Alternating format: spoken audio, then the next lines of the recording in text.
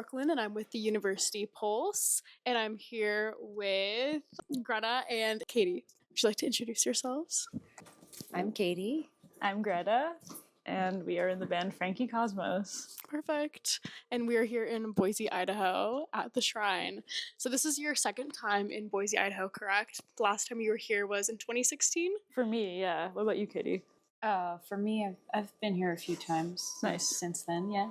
Okay, perfect. Were you performing at the Shrine the last time you guys were here? I was, in the basement of this same building. Okay, perfect. Love it. Well, first and foremost, you're currently touring your new album, Different Talking. What was the inspiration for the album? And I'd also like to know the inspiration for the album name.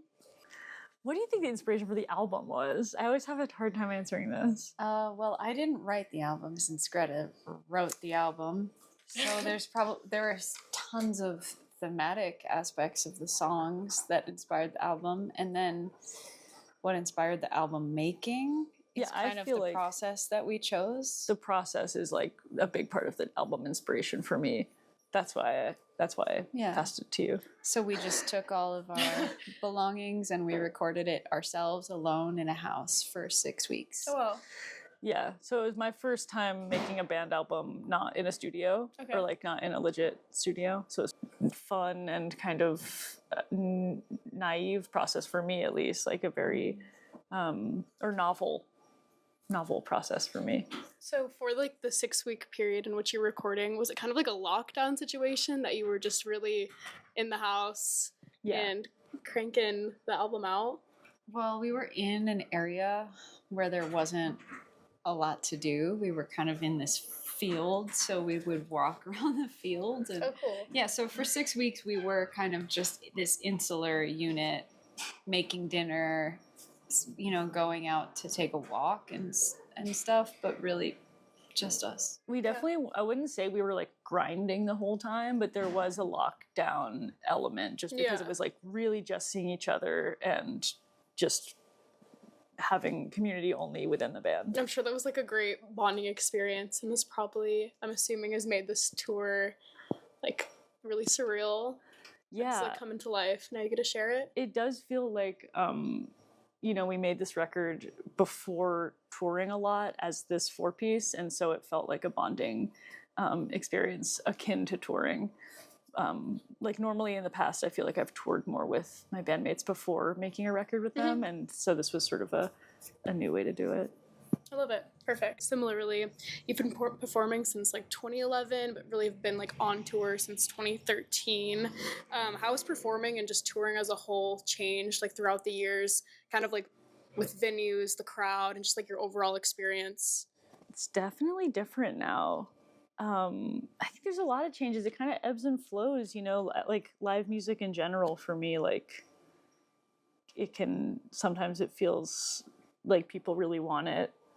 And sometimes it feels like sometimes it feels kind of like people don't, value live music that much anymore or something. Like the way, like there's certain sort of like trends of people either going to concerts more or not, and it's hard to know. It's tricky because anything you do for a long time, you get used to it, you know? So all of these things that felt super novel, now it's like this lived-in experience, and which is still really nice and good. But obviously it's gotten more expensive to do it, and ticket fees are about $15 on top of whatever price. We're trying really hard to figure out what ticket fees go toward. Who gets the ticket master? Yeah, exactly. Like it's just like I don't know. It's like I think I've maintained sort of touring in the same way and at the same level, and it's really wild that the fans like have to pay almost twice as much, even though it's the same. Like it's like just because of some website taking a fee that is extremely big is kind of shocking to me.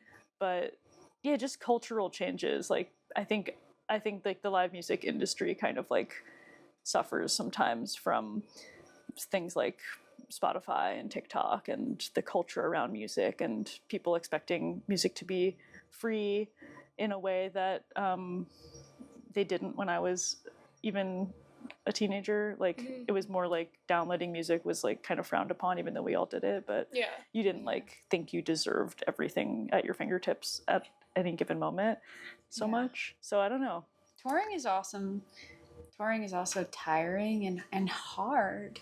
It's like a beautiful, difficult thing. So I guess if you've been doing it for over 10 years, you must really love it. Yeah. You must. Yeah, I do. I mean, I do think it's like one of those things, it's like within moderation. Yeah. Like, I don't think that I could do it, all the time. But the amount that I do it is very decisive. It's on purpose, the amount that we do it. And I try and keep it to these like lengths of time that are sustainable for all of us, like mentally and physically. I have to say, I love how transparent you two are being just about this, because this is something I really do wonder with a lot of artists, like, because I'm like, should we not say this? No. Like, just with, like, concerts, I feel like there's been a shift in, like, crowds and whatnot, and I just am curious sometimes if you guys feel that, and just also just, crowd like, sizes? Or demographic, or kind of demographic, or just, like, with the idea of, like, songs going viral on, like, social media platforms and just, like, how that can affect, I don't know, crowds and bands and stuff. And I just I mean, Beck, who's doing sound for us, does sound in New York all over the place, and was just talking about the culture of doing sound for TikTok bands specifically. Yeah. Because no shade to, like, TikTok bands, of course. But I do think that sometimes is what, I don't know if this is what you're going to say, but that people get thrown into a level of career that they don't know how things work yet. They haven't built up the way that other artists maybe have organically. It's just a changed culture. Like, doing sound for them is often different because they play to so many tracks, or like they were saying that the there's a high rate of, like, the show sells out and very little people actually show up after buying the tickets because the trend may have passed by the time the show happened. Yeah, interesting. Just that kind of different culture. That's really interesting. I mean, it's cool. Like, music has diversified in so many ways to have fill all of these different ways of enjoying music, but it makes the landscape of music business or career in quotation marks harder to understand and navigate, maybe. I'm just always curious about that, so thank you for sharing. Well, I also think that there's so many facets of the music industry that are not caught up yet. Like, I think a lot of people who are especially like the old timer kind of industry people, like be it radio people or label people or booking agents, they're all trying to, like, or venues or even artists, we're all trying to grapple with these changes and be like, how many tickets can you sell? And what does it mean if you have a song that's viral? And does it mean that you can sell tickets or that you can't? I don't mean this, like, we don't know. I don't mean this in a fatalistic way, but I feel like all the way up the food chain of, like, to a major label, from like tiny band to their booking agent, we're all looking at each other and being like, surely they must know the secret. And I don't think that no one's cracked the code. Totally figured out. Okay. Well, it's anyway. Interesting. Again, so you've been touring for a moment now. Do you have a go-to gas station order? Ooh. Good. You mean like ordering prepared food, or no, like you're on the road and you're stopping at like a Shell station, gas station. What are you picking up? A stinker store in Idaho. Cheetos, maybe. I have a Cheetos addiction. We're always looking at the plushies. Oh, I love it. I was saying today that I think when a gas station has like those pickles in a bag, to me that's kind of bougie. I'm like, now I'm safe. True. So I like that. My go-to used to be like a string cheese and like salt and vinegar chips, and now it's sort of morphed into like those pickles and maybe some, like today I got Smart Puffs. Is that what they're? Yeah, Pirate Booty. Sorry, Pirate Booty. Today we went to a very normal gas station in the middle of nowhere, and it had kind of fancy stuff. They had love corn. Mango. Yeah. Some dried mango. Yeah. Okay, so what I'm hearing is props she does pickles and dry mango. Yeah. Okay, I love it. Alrighty, so you've worked on many different projects with many different artists, such as TV Girl, George Clanton, and Good Morning. Who are you most stoked to work with? Oh, I love all collaborations. I mean, I think playing with and in Good Morning was like a huge emotional stepping stone of my life towards knowing who I am. I had such a wonderful time. I felt like I became myself on tour with them in a way that I was just waiting for my whole life. That is so sweet. That's really cool. They're our best friends. They're amazing. And we also loved them so much when they opened for us that we asked to be their backing band, and we went as the backing band we were in Good Morning for one tour. It was the time. That's great. And like considering how we're sort of painting tour as it can be hard, the fact that we got off like a 3-week tour with them and then wanted to go back on tour for another week and learn all new songs and play in their band just for fun was like, it speaks volumes to that was healing. It was healing. They're just their music is just my favorite music, really. Like, but yeah, I mean, for me, I'm always trying to say my dream collaborators are my band. Love it. Love it. Well, with that being said, if you could work with any artist, dead or alive, who would it be and why? The members of Frankie Cosmos is my answer. Wow. Great answer. Yeah, and the reason is because I think that, and I was just trying to say this the other day, maybe you heard me saying this, that like artists that are like my favorite, that would be like maybe the right way to answer that question. I actually don't think that I necessarily want to collaborate with that. Like, I actually don't think I have anything to bring to that. Like, I just want to enjoy their music and I can just be separate from them. I mean, I guess you could go on tour with them. Oh, okay, wait. Yeah, let's change the question. If you could go on tour with another band or artist, dead or alive. Good Morning. Yeah. Good Morning. The answer is Good Morning. That is so sweet. Every day for the rest of my life, it's Good Morning. Yeah. That is really sweet. I love it. Alrighty, so you were a part of the... Katie was mouthing Good Morning, and we both know that. That's so sweet. I love that.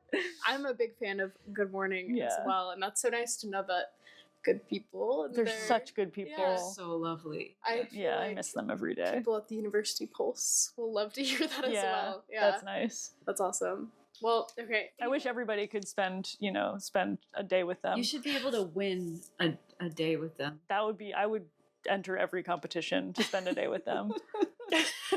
So, okay, wait. So are we hearing that maybe there will be like a potential tour collab with Good Morning? I mean, we did it. We did it 2 years ago. Yeah. We'll do it. I'll do it again any chance I have. Yeah. Good Morning. Come on. Yeah, come on. Yeah. Good Morning. Where you at? They're currently on separate continents from one another, so. Yeah, one of them lives in Australia and the other one lives in London, so.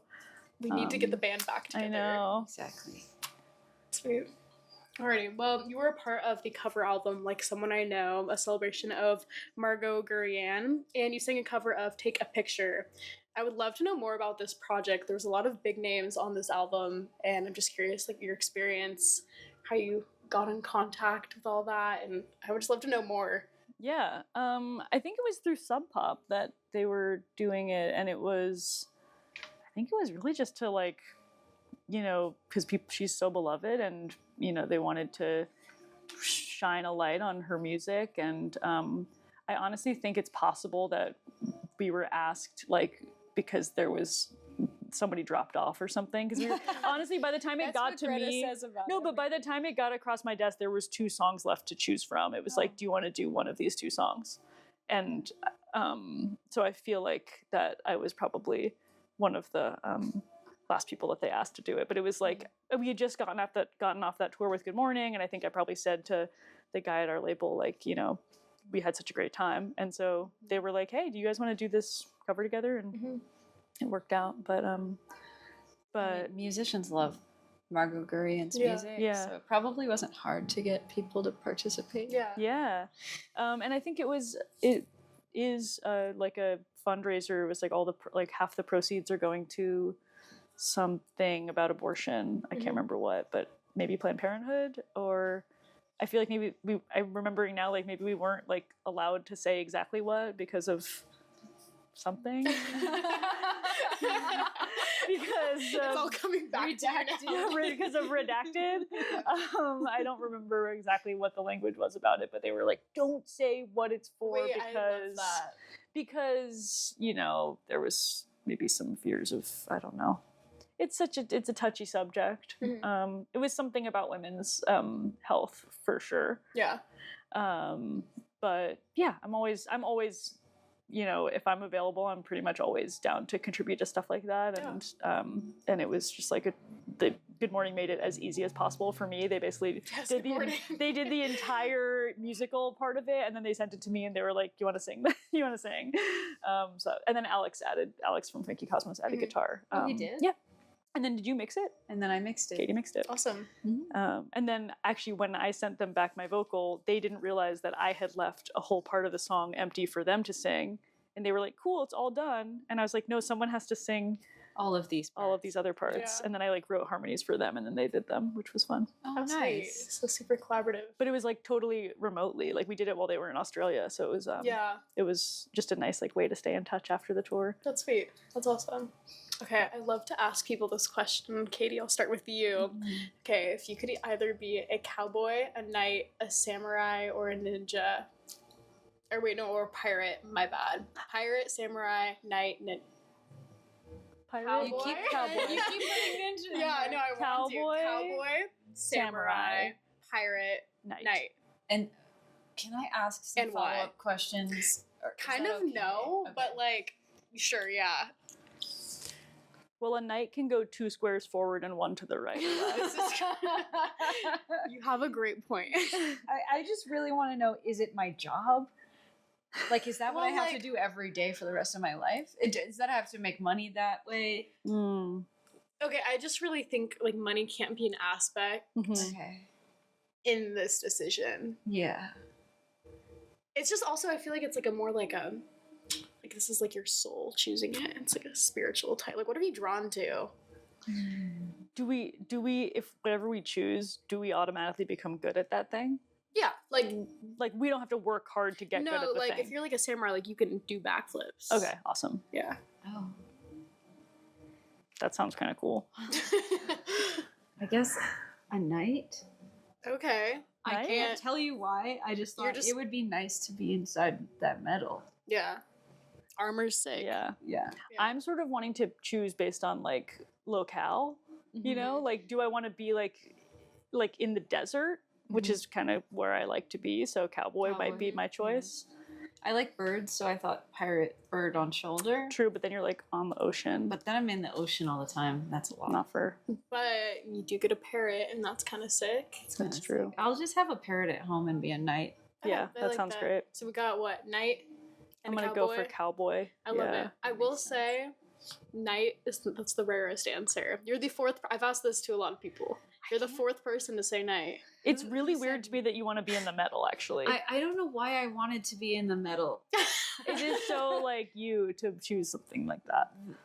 And you get like a sword, like yeah, I feel like if I'm good at the sword, and you would really be good at the sword. I have like I'm not in charge. I have this kind of I'm representing the king. Yeah. And in this scenario, it's like I'm the king. Yeah. And also the cowboy. The cowboy. Yeah. Who else picked knight? The last person that picked knight was Between Friends. I interviewed them 2 weeks ago, and their tour manager Joe. See, he said knight. So it's like the weirdos. The weirdos. Like because the tour manager is usually like kind of and then outlier. Before that, before that, this guy at this little dive bar called Mulligan's. Met him playing pool. He said knight. Oh, a guy who's playing pool. Sure. That's actually the three that come to mind. Wow. So, yeah. It's interesting. Yeah.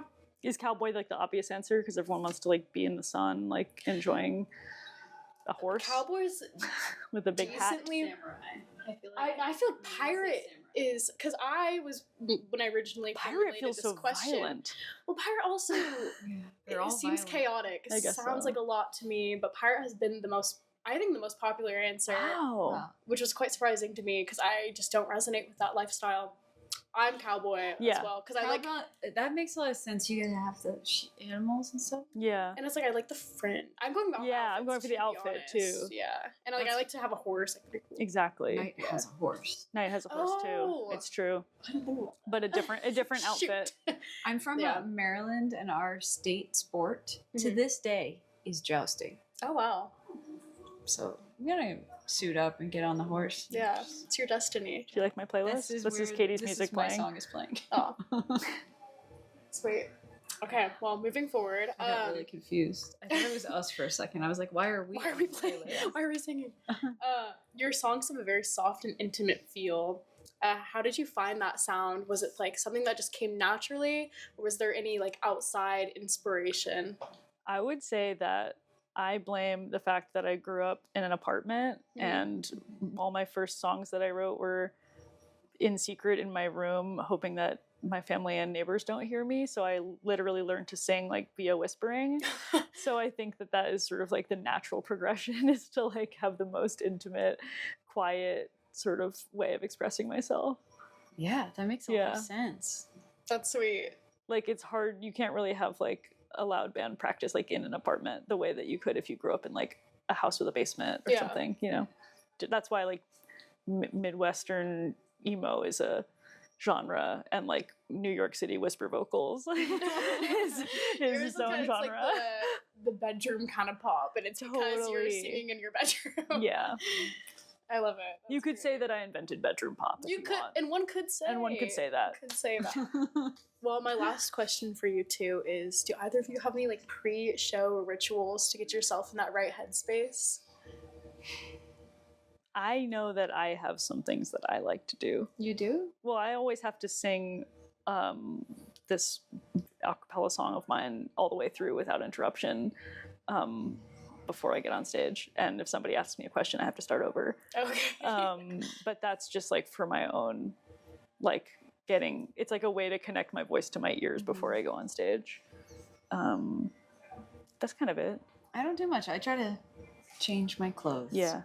Sometimes the four of us will all like put sort of what we call placebo makeup on, which is like makeup that only we know about.